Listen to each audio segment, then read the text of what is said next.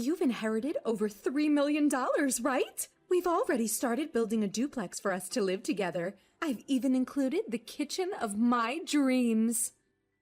My mother-in-law says in a tone that's almost dreamy.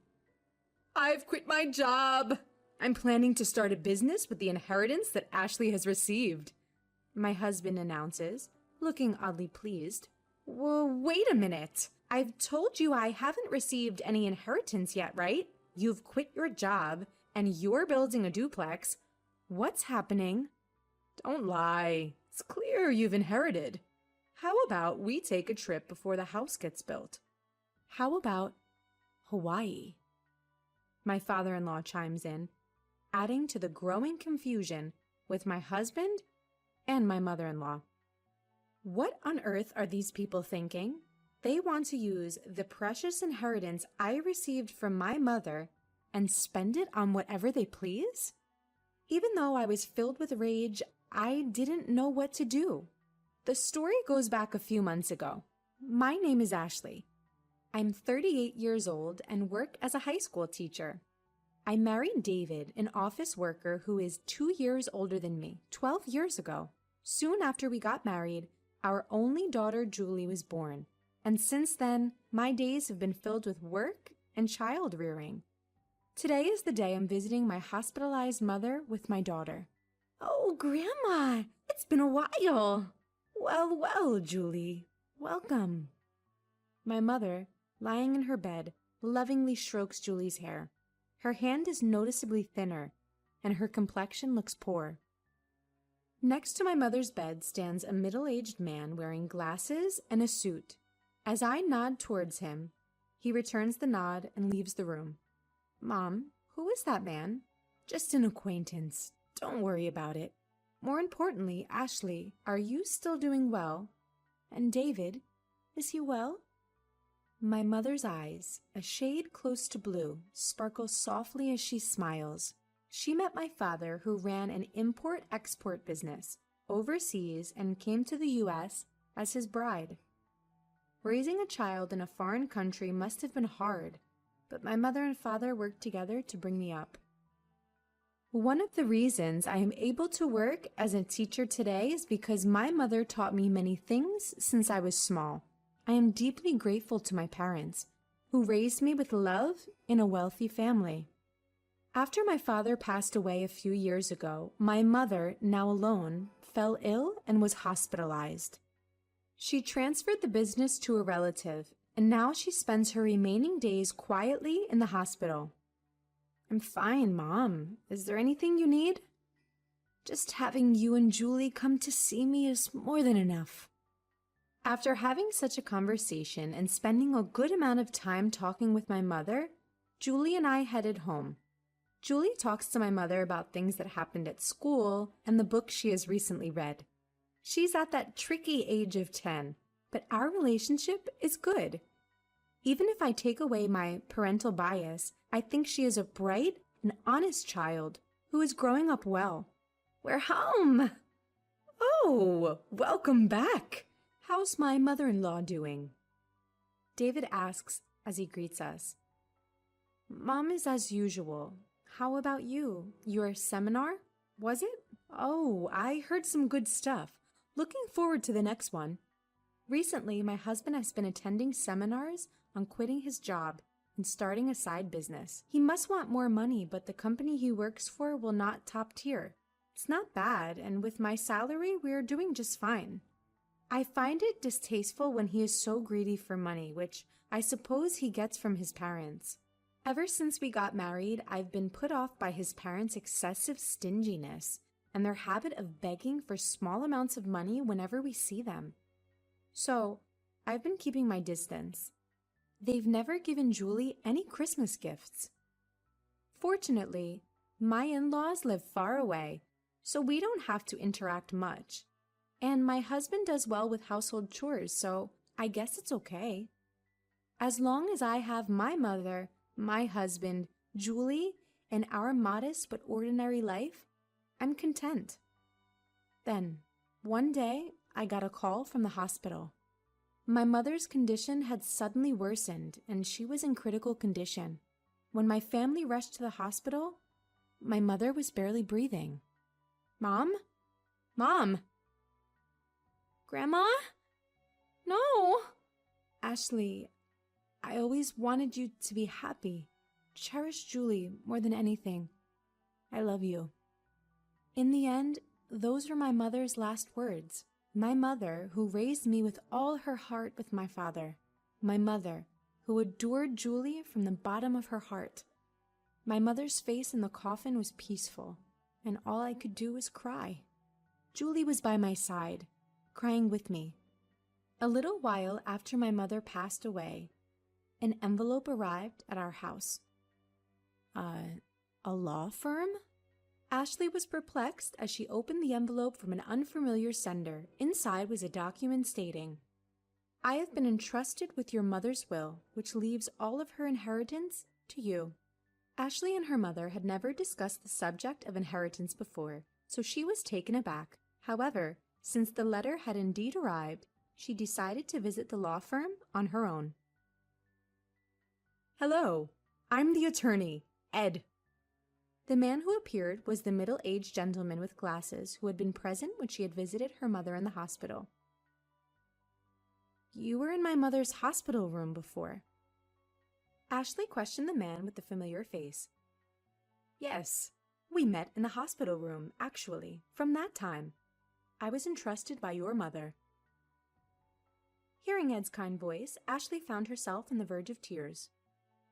And then, I was shocked beyond belief. Whoa! 500 million? Yes, Ashley. When your father passed away, you waived your right to the inheritance, so your mother could receive it all, right? When you add that inheritance to your mother's personal assets, even after deducting taxes, this is the amount. Your mother has named you as the sole heir. My parents had indeed been wealthy, but I hadn't imagined that they had left such an inheritance. I had never asked my parents for money after getting married and avoided the topic of inheritance as it seemed unlucky. Feeling dizzy, I realized this must be an expression of love from my mother. With that thought, I left the procedures to Ed.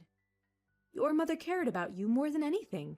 She instructed me to assist you if necessary. Please feel free to discuss anything with me. Thank you. I appreciate your help. Ashley bowed her head several times to Ed and left the room. Time passed, and it was around the time of her mother's 49th day memorial service. Her husband, David, began to frequently ask about her mother's inheritance. When they had married, her father was still running his business, so David was vaguely aware that they were wealthy.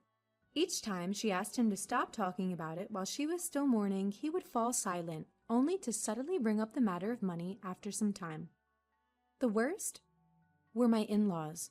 When they came to my mother's memorial service, my father-in-law said, Ashley, if you are worried about the inheritance, we can help.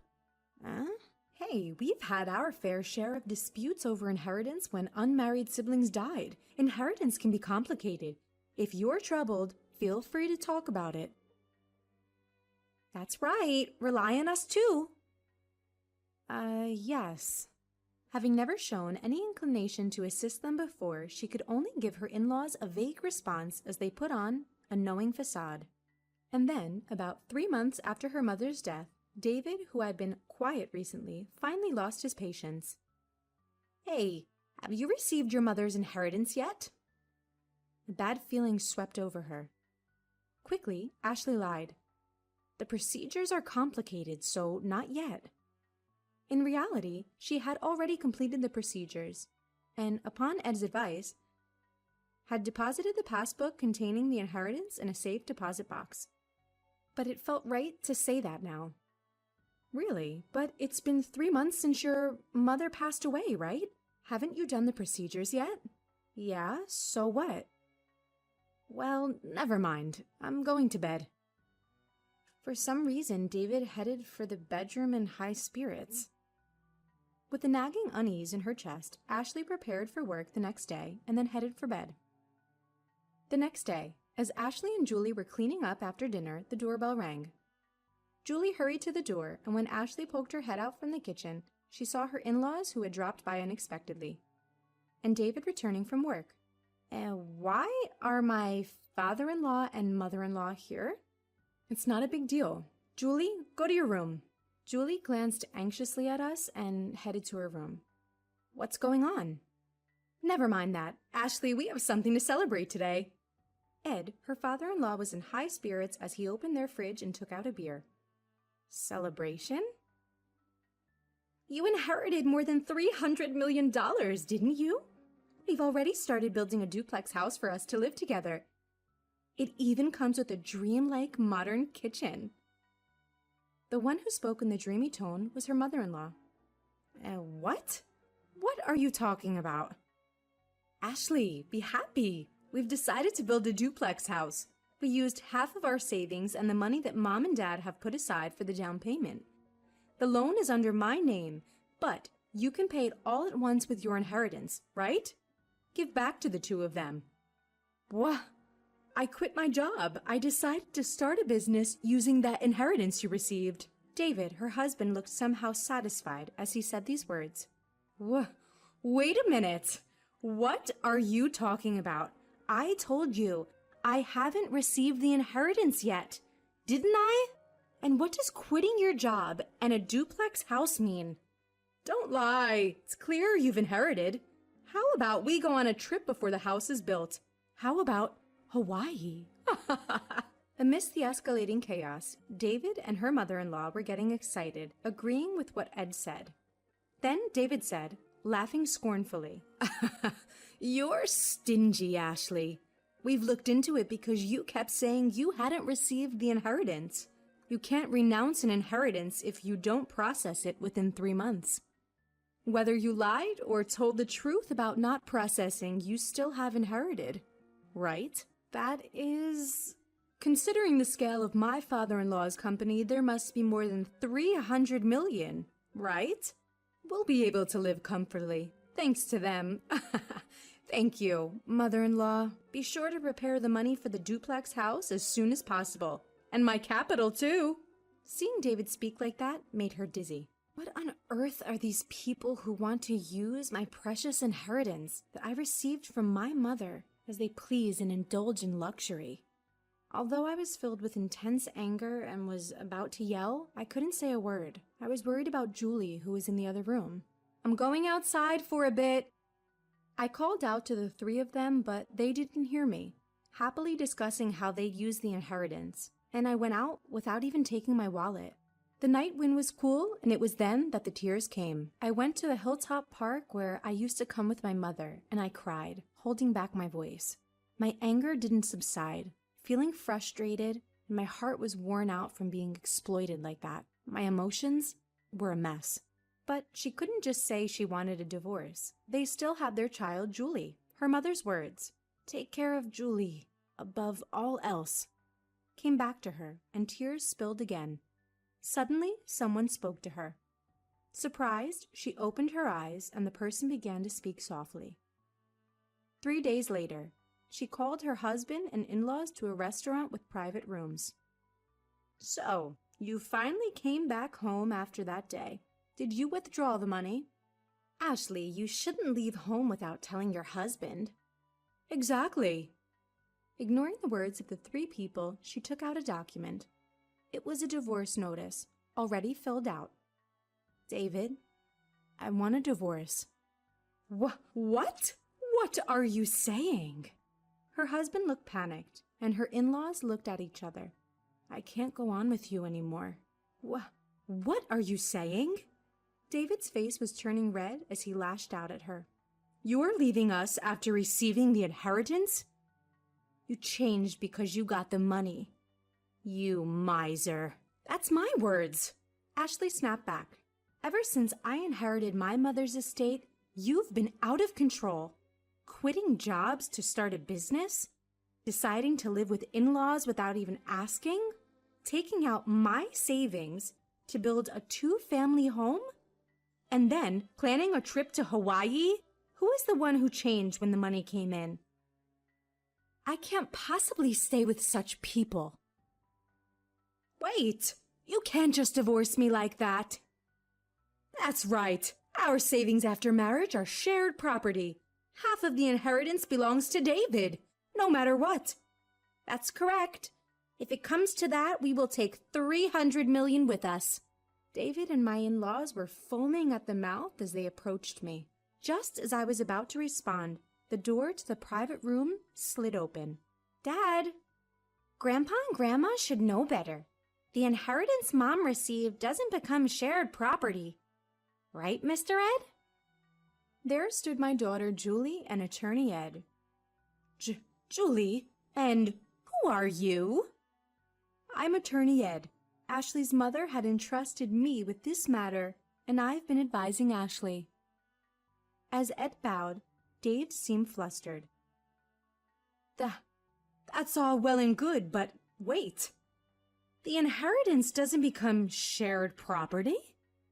That's correct. Inherited property from a deceased parent does not become shared property, nor is it subject to division of property. What? You've got to be kidding me. Is this a mistake? That can't be. In front of the flustered three, I was taken aback. It seems that they really thought that the inheritance I received would become their property. In that case, it's even more reason not to divorce. I'll cling to you no matter what. My husband with bloodshot eyes shouted out without any regard. Stop it already! That was Julie. She continued her calm words. Since Mom suggested divorce, no. Since Mom inherited the estate, has Dad ever thought about Mom once? Grandpa and Grandma only ever talk about money. They never once mentioned me. I can't consider such people as family. David and my in-laws were taken aback. The day I was crying about my inheritance, Julie was the one who spoke up. Julie came running after me and she told me, Dad, Grandpa and Grandma are too much, trying to take Grandma's legacy for themselves. Mom, I'm on your side. Let's fight this together. With those words, I made up my mind, contacted Ed, and arranged this meeting. Julie, it's not like that. Dad wants you to be happy. That's right, Julie dear. You'd be happier living with us, wouldn't you? That's right. A child shouldn't interfere. My desperate husband and still assertive in-laws. Julie, with an exasperated look on her face, said, I'm going with Mom. I can't bear to be with you anymore. Julie said this and looked away. Anyway, we've made up our minds. Julie and I will be leaving. As I said this calmly, David got angry. Hey, I've never cheated and you can't force a divorce. I'll hire a lawyer. We'll get that money one way or another. If that's the case, I will take care of it from here. Ed spoke quietly. The issue here is whether there are grave reasons for not continuing the marriage, quitting his job, using the household savings without permission, deciding to live together, and Julie saying she can't bear it. There are various points we can argue. Moreover, your daughter recorded the sound of all of you begging for Ashley's inheritance. That should also serve as evidence. Damn it. David slumped and my in-laws turned pale. After seeing that, Julie and I left the restaurant. A year later, thanks to Ed's efforts, my divorce with David was finalized. Julie and I moved into the house my mother had lived in, but there were several times when we received letters saying, I love you, come back. And David was seen loitering near Julie's school, so we asked Ed to apply for a restraining order. After that, it was quiet. According to the rumors, they actually did build a two-family home. My already retired in-laws had to work in a factory, and although David looked for work, he couldn't find any and is now doing manual labor. I heard from the neighbors that there were constant arguments in the new two-family house. Because of their troublesome fights, they've become disliked by everyone in the neighborhood. Julie and I are still living peacefully, helping each other. A while ago, Julie said, I want to study abroad in the country where Grandma grew up. So, to cut ties completely with my ex-husband, we made up our minds to move overseas. We used a bit of my mother's inheritance, but I'm sure she would be pleased. Now, Julie seems to be enjoying school every day, and I've started working as a teacher there. I hope these peaceful days continue.